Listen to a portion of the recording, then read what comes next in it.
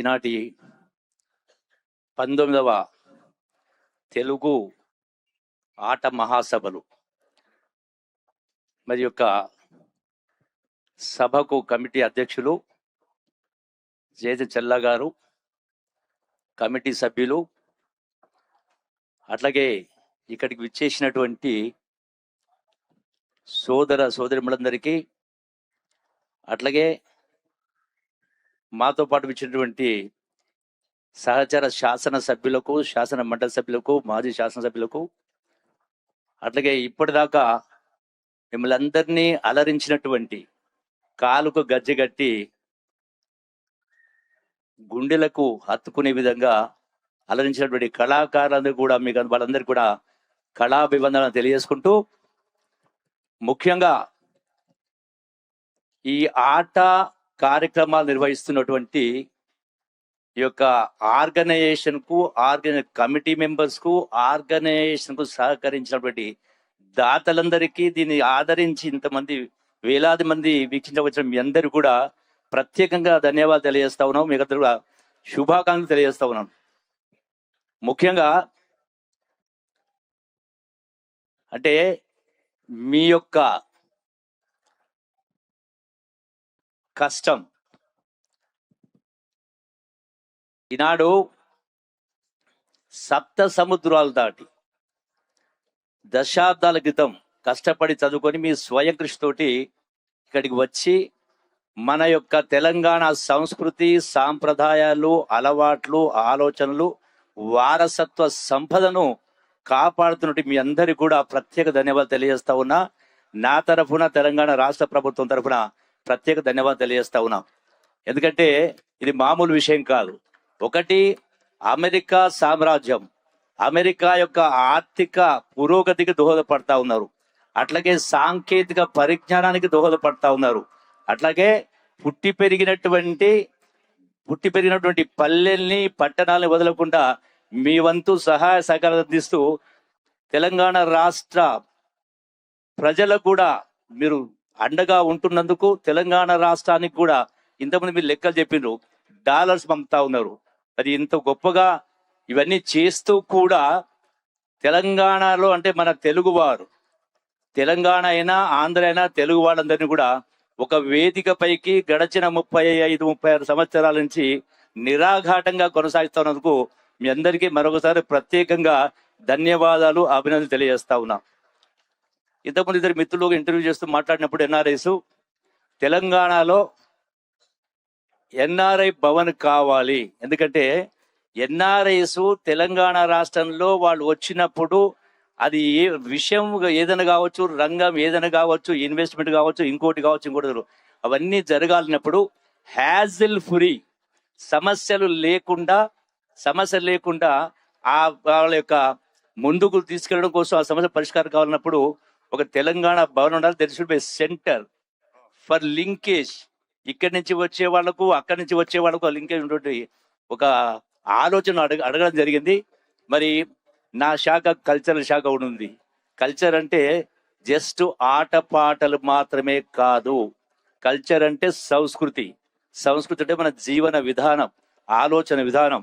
అందుకే ఆ సంస్కృతిని పెంపొందించడానికి ఆ కల్చర్లో భాగంగా స్వామి కార్యం, స్వకార్యము జరిగే విధంగా మా కల్చర్ తెలంగాణ ప్రభుత్వం ద్వారా, కల్చర్ డిపార్ట్మెంట్ ద్వారా 10 కోట్ల రూపాయలని ఎన్ఆర్ఐ భవన్ హైదరాబాద్ లో నిర్మించే కార్యక్రమం చేస్తామని చెప్పని వేదిక ద్వారా సవినయంగా విజ్ఞప్తి చేస్తూ, అట్లాగే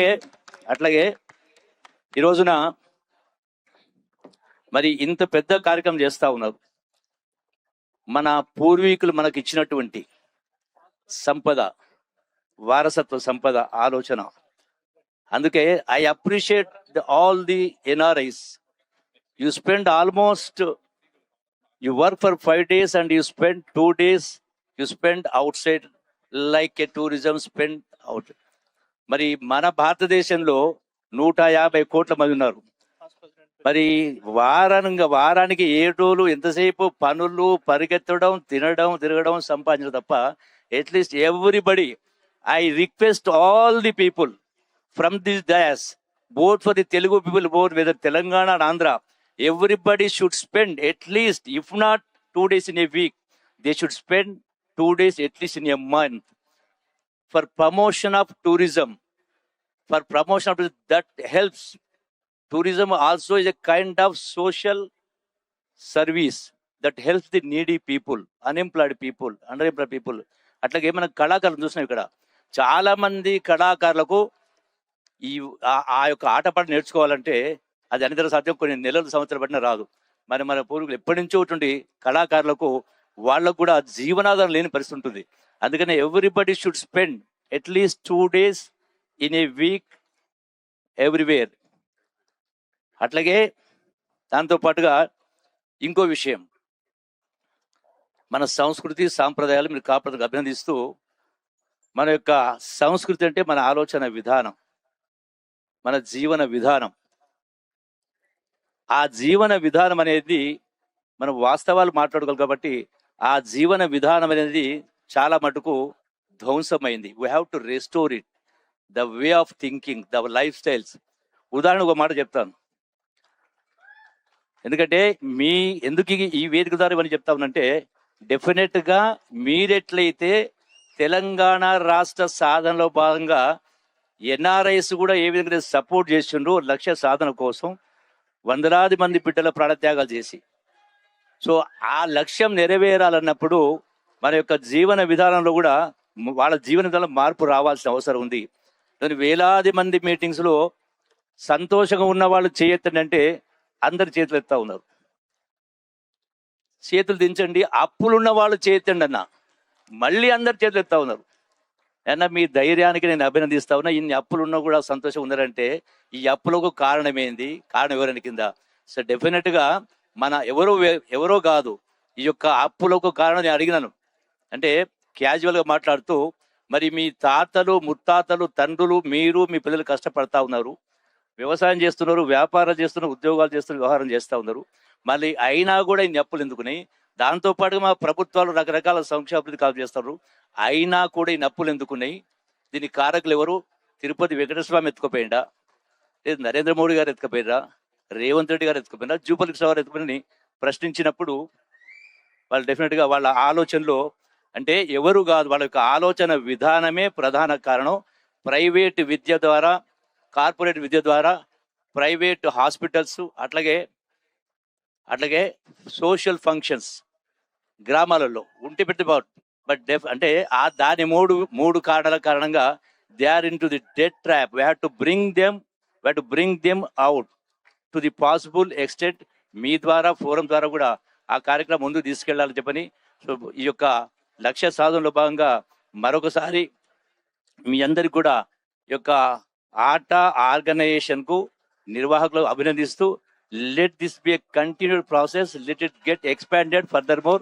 Thank you for giving this opportunity. Thank you very much.